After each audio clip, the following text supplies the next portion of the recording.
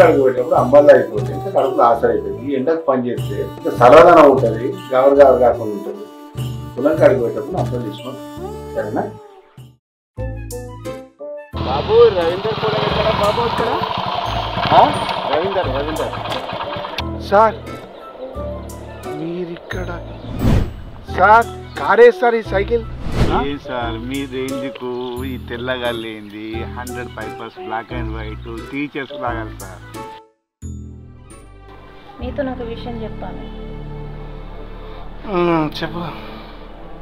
నాకు ఇక్కడ ఉండబుద్ధి అవుతలేదండి, సిటీకి వెళ్ళాలనిపిస్తాను.